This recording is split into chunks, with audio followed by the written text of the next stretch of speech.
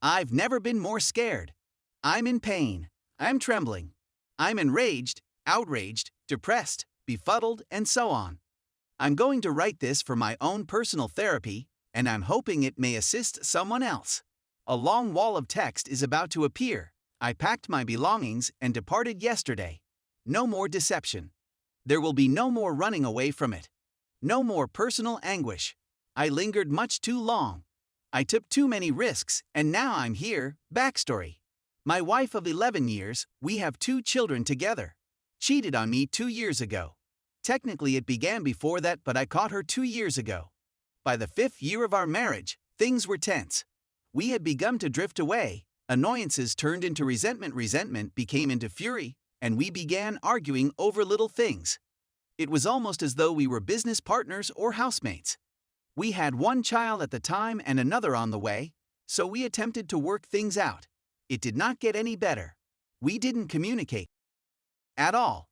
I was preoccupied with my profession, and since she had a more flexible job, I expected she would care for the kids, the home, and her work while I concentrated on mine. That was a terrible error in retrospect. I let things fall apart because I took our relationship for granted, and I took her caring for the home and kids for granted. It doesn't justify what she did, but I believe it's beneficial to be able to look back and learn from it for future relationships. I should have contacted with you. I should have done more, but it's too late now. She started to alter a few years later. Things that are minor. She began to spend more time on her phone, began to drink more, altered her grooming habits, began to stay up later, began to get irritable when I questioned her what she was doing, and she set a password on her phone. When I challenged her about my concerns, she unloaded on me, screaming that she wasn't doing anything, and how could I accuse her, and that I must be projecting, and that maybe I was the one cheating, and on and on and on. I took a step back. I bought her flowers as an apology. I got really introspective and recognized I had been a lousy husband and partner, and I began to assist more with the kids, the home, turned down out-of-town business meetings, and tried to be there. However, the reasons I felt anything was wrong in the first place remained. I told my pals about it and asked for their opinions. They all believed she was doing something wrong, but like good friends, they are just looking out for me, I thought. So one night, I was chatting to a close buddy and told him that my wife was sleeping upstairs and that I was going to check on her once and for all. As she slept, I her phone and unlocked it with her thumb.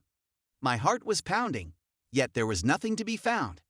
After a few brief erased texts and several bizarre half messages, I scroll down to see a message from a man called M. It seems benign at first glance, but then I notice, oops, sorry, didn't utilize the hidden app. What app may he be referring to? So I began searching through her phone. It was concealed beneath folders, but I discovered her WhatsApp. I took a look inside. I chose the first message and clicked on it, and was welcomed by a photo of my nude wife, which was quickly followed by another, and a pic from this man, and a video, and more and more. I was taken aback since I didn't recognize him. With my heart on the floor, I saw there. I can't describe how I felt at that moment. I was completely destroyed. I began reading. He lived in Vegas. She visited him a few months ago with her 2 closest friends. He was a huge, urging her to have and mailing her to wear, trying to get her friends involved, and so on. She wasn't even my wife in the way she responded to him. She does not speak in such manner. She is just interested in missionaries, haha. She never wants to discuss about matters, so who was this person? The talk spanned 3 years. On my 10th anniversary, I took my wife out of town for a romantic evening. When she went to the restroom to change into something more comfortable, she texted him images beforehand, and they congratulated each other on her 10-year anniversary. If you live in California, you understand why. I was sitting on our hotel bed like an idiot, waiting for her. Sigh. Anyway, I misplaced it. I woke her up, tears streaming down my cheeks, and asked her why. I drilled a hole through a double-layered wall, as well as the glass painting that was hanging on it. I was a shambles with blood flowing down my palm. We argued all night, talked, fought, and discussed some more. He was an old buddy who was kind to her, and she wasn't receiving it from me, she claimed. The following day, we spoke a lot. I inquired as to what she wanted to accomplish. We had 2 children, a home, careers, and were surrounded by excellent friends and neighbors who cared for us. Could I simply toss everything away? She urged me to remain and promised to change. I gave it a lot of thinking. I consulted with a few friends and family members. I opted to remain for all of the reasons stated above. That our marriage was not without flaws. That I had been in circumstances when I was tempted, and although I never did anything at the time, I could see how she might make a mistake. I gave her another opportunity.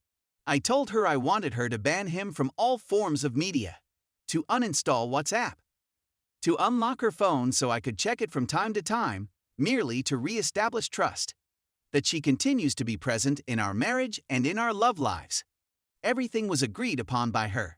She said that she felt as if she was leading a double life, and that it was a weight off her shoulders, and that it was nice. And for the first time in a long time, we were successful. The following 3 months were fantastic. We were hanging out, our life was exploding, and we were caring for one another again. Then I went on my yearly vacation with my closest man friends out of town. I was gone for 5 days, and everything seemed to be great at first. She was playful, gave me some sensual images while I was gone, told me she missed me all the time. Then she accidentally shared a naked photo to her Instagram story that she claimed she deleted after sending it to me. Oops. Apparently, just 2 or 3 people saw it, and she immediately took it down. I noticed it. I asked her why she done it, and who she was attempting to send it to. How did a photo like the one you say you deleted wind up on Instagram? I started to grow skeptical once again.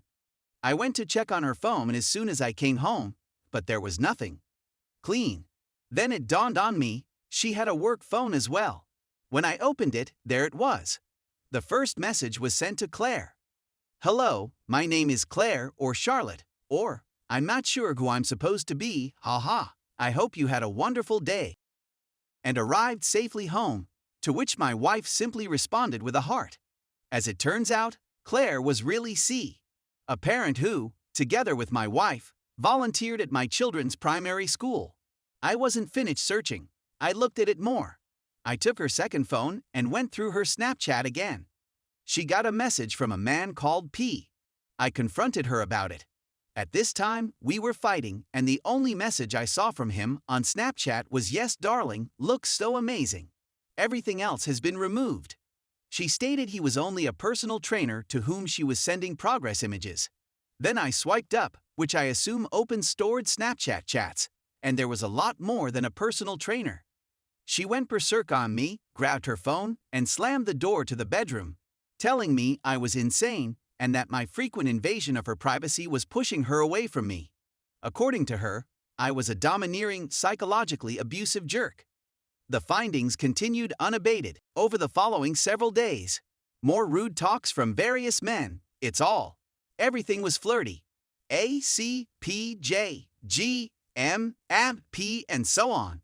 She assured me that was all from previously, before our big disagreement, and that she was no longer doing it. She never did anything physical with any of these men, and it was all a fantasy. She urged me to try one more, that I believe her, and that she was speaking the truth. I pondered it again for a long time, and this time, I remained. Again, I gave her one more opportunity. I justified my actions by telling myself that I was doing it for the sake of the children. I'd rather live in hell for the next 10 years till my kids are out of the home than miss even a single day in their life. My kids need their dad, I told a friend. Things were going well once again. Not spectacular, but adequate. We were back on track, everything had improved. We were getting along and not bickering, and the kids enjoyed it since we were all spending more time together. Then, one by one, things began to return to the old ways. She began to spend more time on her phone once again. We used to have a no phones after 6 p.m. rule in the home, which was gradually disregarded by both of us. She began to withdraw once again. She began by telling little white falsehoods, which were followed by larger ones. I can always tell when my wife is lying, which drives her insane. So I knew she was lying, so I'd confront her about it. And she'd blow up at me, stress out, and say that I'm crazy and to back off, and she'd do nothing. Her ranting had no longer touched me, and my intuition was warning me that something was wrong once again. I went insane. I began pouring into phone use statistics, placing stuff and drawing open certain amounts to observe what she was using and where she was going. I ran a person's lookup on almost every number that was texting her phone. I wasn't going to be duped or misled again. I was all over her, all over it. I wasn't going to be fooled. But I was, and I did it. It came to an end when I used her thumb to unlock her phone again, and once again I discovered her WhatsApp locked away. And once again I saw messages, this time to a person called S, who is really a business customer of mine. Those texts included some explicit, leave no room for interpretation photos that would make porn stars cringe. Then there were the communications to see. Nothing too explicit, an image here and there, but mostly just comments like you deserve more than him. Run away with me, and let's never come back. I want to go camping and lie out beneath the stars with you. And I think I love you. All of this occurred in January. Why am I so frail? Why hadn't I gone yet? Why did I give her a third chance? I felt sorry for her. I suspected she was addicted. I felt like I might assist her, and if I did, she may be able to return to giving me the attention she provides to other males. I justified it to myself by saying it was for the sake of the children. I justified it to myself as a matter of financial stability. She claimed to me that it was all a dream, that nothing was real, that it was her escape, a place where she could be loved without constantly being under my control, my regulations, my interrogations. But I wouldn't have to interview you if you didn't do it again, and I wouldn't have to dig through phone records if I wasn't being explicitly lied to, I added, and I was correct. It was occurring, and the dates on the chats confirmed that she restarted it before I dug into it again. I was correct. For what it's worth, I was correct. She informed me that the more I attempted to tighten my grasp on her, the more I tried to control her, the more she would drift away from our marriage. She displayed no sorrow, just hatred. We had a fight. A great deal. When we began to raise our voices, the youngsters began to cover their ears and flee into another room. Why couldn't I just leave? What was I doing there? It was a mystery to me. I'm still perplexed. She swears she's now through with the cheating. She's gotten it out of her system. She will never do that again. She deleted WhatsApp once more, for the 10th time. She still refused to show me her phone because she claimed it was a violation of privacy. And she is correct to some level.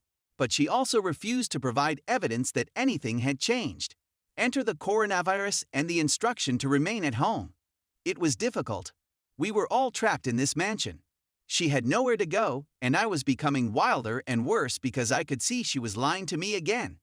I downloaded WhatsApp on my phone and started sending her messages, waiting to see whether they were delivered. Then I left the home to go get some supper, and when I returned, I discovered that the messages had been delivered. While I was away, she downloaded the app once again. I summoned her. She said I was insane.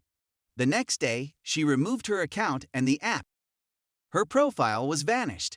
My best assumption was that she had barred me. She denied it, we shouted again, and she urged me to back off. I requested to see her phone. She flatly rejected. I'm no longer the fun-loving, carefree, spontaneous, giving, and kind man I used to be. I'm skeptical, distrustful, deceitful, and invasive, and I'm a jerk. I'm shattered. I'm in a bad mood. Was she correct? Is it true that she simply deleted it? After a month, I finally got around to installing a new wireless network in the home. One that monitors what all of the devices are doing and which applications are being utilized. And there you have it. WhatsApp is a filthy abomination. She actually did block me from it after 2 hours and 10 minutes of usage yesterday. She disabled her husband's access to the app, so I couldn't see when she was online. I was finished. Enough was enough for me.